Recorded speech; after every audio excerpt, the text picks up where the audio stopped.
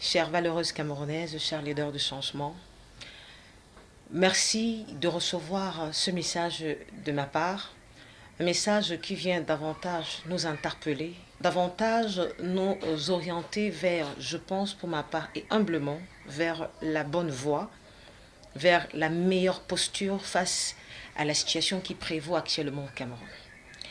J'aimerais tout d'abord, à l'entame de mes propos, nous rappeler quel est l'enjeu. L'enjeu, c'est le Cameroun. L'enjeu, c'est la nation camerounaise. L'enjeu, c'est notre mère patrie. L'enjeu, ce n'est pas une tribu. L'enjeu, ce n'est pas un homme. L'enjeu, ce n'est pas un groupement de personnes ou un groupuscule de personnes. L'enjeu, ce n'est pas le chef de l'État actuel. L'enjeu, ce n'est pas le candidat qui réclame victoire. L'enjeu, c'est personne. L'enjeu, c'est le Cameroun. Et si nous avons compris que l'enjeu, c'est le Cameroun, si nous comprenons que l'enjeu, c'est cette nation qui nous a bercés, qui a bercé nos aînés, les nationalistes, les indépendantistes, les patriotes d'il y a plusieurs années aujourd'hui, ceux qui nous ont montré comment faire face aux situations qui attaquent le bien-être de notre nation, alors je dirais qu'il faut faire très attention à la manière à laquelle nous apprécions la situation actuelle. Beaucoup ont laissé entendre que c'était une affaire d'hommes. Beaucoup ont laissé entendre que c'est une affaire de personnes. Beaucoup ont laissé entendre que c'est une affaire de tribus. Mais j'aimerais vous dire que, à la lumière de la naissance de nos indépendantistes, la naissance de leur lutte, de leur réclamation, de leur sens du devoir, ils venaient de partout le Cameroun. Et ils étaient fiers de s'appeler frères, parce qu'ils étaient en vérité frères. Ils étaient de l'Ouest, ils étaient du centre, ils étaient du littoral, ils étaient du nord. Ils étaient le Cameroun dans leur bataille. Ils se soutenaient les uns les autres. Ils se protégeaient les uns les autres parce que l'enjeu, c'était le Cameroun.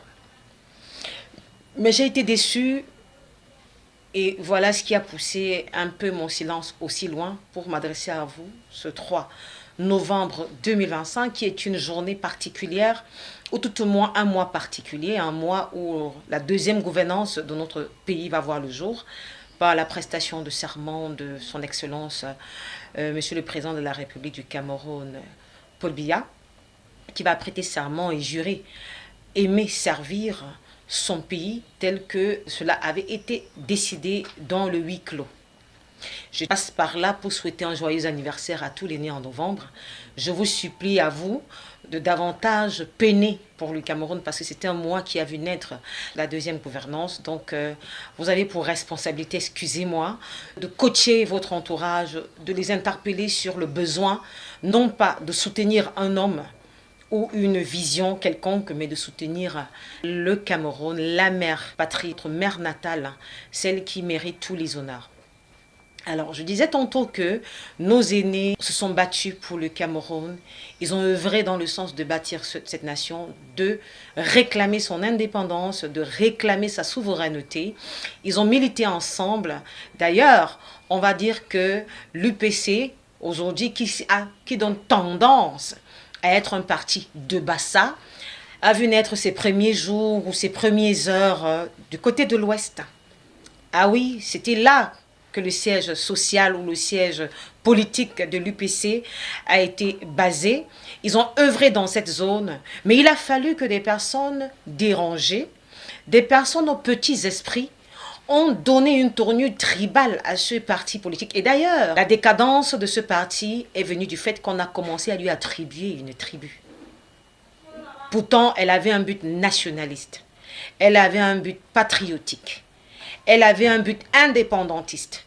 C'est de toutes les composantes qui se réunissaient pour décider du sort de la nation. On ne voulait pas savoir qui était Bamileke. Ce n'était pas important de savoir qui était Bassa, ni important de savoir ce qui était Sawa, littoral et tout ce que vous pouvez citer. Ce qui était important, c'est l'enjeu. C'est pourquoi, chers Camerounais, je nous supplie de rester focus sur l'enjeu. L'enjeu, ce n'est pas que notre frère du village ait gagné. Que ce soit les Écans qui réclament, que ce soit ceux du Nord qui réclament, ou de l'Ouest qui ont voulu réclamer à une certaine époque. Non, l'enjeu c'est la nation. Est-ce qu'au finish, on a un chef d'État? Et si on a un chef d'État, quelles sont nos institutions? Comment est-ce qu'elles répondent? Si nous pouvons faire quelque chose à notre petit niveau, nous le faisons, non pas pour nuire à notre nation, mais pour lui apporter notre soutien d'une quelconque manière. Quelqu'un m'a dit, le problème du Cameroun, c'est le chef de l'État, son Excellence Paul Biya. Je lui ai dit, ça vous regarde, c'est votre façon à vous de voir les choses. Je suis en train de dire ceci, l'homme politique ou l'homme d'État, son Excellence Paul Biya, peut être un problème, véritablement. Mais la question à se poser, c'est celle-ci. Est-il le seul à gouverner? Est-il le seul à œuvrer dans ce pays? N'y a-t-il pas son entourage? Et aux côtés de son entourage, n'y a-t-il pas ce qu'on appelle la population élargie? Si nous continuons à pointer du doigt accusateur sur l'autre, nous ne serons jamais une nation. Nous devons tous être responsables de ce qui se passe demain au Cameroun et être fiers de ce qui se passe de bien au Cameroun. Ça nous facilitera la tâche, ça nous aidera justement à hisser notre pays encore plus haut qu'il ne l'est aujourd'hui. Alors, je ne prends pas la parole pour dire « Oh, il faut casser pour changer le gouvernement » ou encore « Il faut croiser les bras pour que le gouvernement change ». Je pense que nous avons des lois. Les lois sont comme des balises ou des barricades pour orienter, permettons-moi d'utiliser cette imagerie, les troupeaux à suivre le chemin que le berger a donné. Si on enlève les lois, le Cameroun sombre dans la décadence. Alors les lois sont posées là. Certes, nous ne sommes pas d'accord avec ces lois parce qu'elles semblent prôner l'hégémonie d'une personne ou d'un groupuscule de personnes. Oui, mais pour autant, ça ne nous donne pas le droit de nuire aux autres Camerounais. Qu'est-ce que j'entends par cela? Si vous voyez un fou qui arrache vos vêtements et il se met à courir, entre-temps vous vous rendez compte que vous êtes nu, qu'est-ce que vous faites? Vous courez après le fou? On ne verra pas un homme sensé courir après un insensé. On verra deux fous. Mais vous cherchez des vêtements quelque part et vous vous couvrez et vous criez à l'aide. C'est comme ça que je vois la situation du Cameroun. Nous sommes déjà dans une situation on ne peut plus embarrassante. Au vu du monde entier, le Cameroun est un problème pour lui-même. Je dis bien au vu du monde entier. Maintenant, qu'est-ce qu'il faut faire? C'est davantage creuser l'écart ou tout faire pour resserrer l'écart. Aujourd'hui, on est d'accord avec les casses. J'ai suivi beaucoup de personnes encourager les casses, exiger les villes mortes. Mais dans les casses, là, quand c'est une boulangerie que vous casserez, vous allez priver des Camerounais comme vous de travail. Quand ce sera une station-service que vous casserez, vous allez priver des Camerounais comme vous de travail. Quand ce serait une école, vous privez les enfants d'éducation. Quand ce sera un centre hospitalier, quand ce serait un palais de justice, avec tout ce que nous avons comme dossier, ou une mairie, et ainsi de suite. C'est des Camerounais comme vous que vous privez de biens. Parce qu'il n'y a pas que vous qui êtes peinés par la situation du Cameroun. Ce n'est pas parce qu'on n'en parle pas. Mais c'est parce qu'on estime que on ne peut pas continuer de détruire un pays qui est déjà presque à terre. On peut tout faire pour tenir encore les poteaux de la maison afin qu'elle ne s'écroule pas. Quitte à ce que le moment venu, on ait de quoi doser le béton, feurer le béton et permettre à la maison de rester debout. Si nous détruisons tout, on n'a déjà rien. Un pays hyper endetté, pauvre et hyper endetté. Avec quoi allons-nous rebâtir? Toujours des prêts? Ce sont des questions que je pose. De l'autre côté, l'État camerounais a brillé par sa capacité à nous imposer sa façon à lui de voir les choses, comme tout autre pays ailleurs. Vraiment, ne retirons pas cela, ne faisons pas du Cameroun un pays à part entière.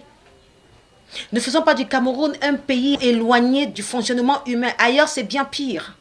On se sert de toute faiblesse, de toute faille pour vous nuire. Donc, ce n'est pas propre au Cameroun ou à la politique camerounaise. Sauf que chez nous, on est resté local champion. Local champion, c'est celui qui ne regarde que devant lui, ou justement que là où il se trouve. Il ne cesse pas de regarder de l'autre côté. Il se concentre sur sa petite personne et il pleure. Oui, alors il se réjouit. Mais partout dans le monde, la politique fait du tort à tous ceux-là qui n'ont pas la capacité ou alors qui ont laissé faire ok, qui ont laissé traîner des casseroles. Un aîné disait encore quelque part dans un forum, je lisais hier, que quand vous traînez avec un gouvernement où vous avez vous-même laissé des casseroles, faites attention le moment venu parce qu'on se servira de ces casseroles pour vous atteindre, malheureusement. Donc pour moi, un véritable opposant, c'est celui qui n'a deal pas avec l'État. C'est quelqu'un d'externe à l'État qui regarde à distance et qui propose à partir de sa position neutre. Vous ne pouvez pas pactiser avec Morphée et vous levez un matin pour dire que le sommeil n'est pas bon.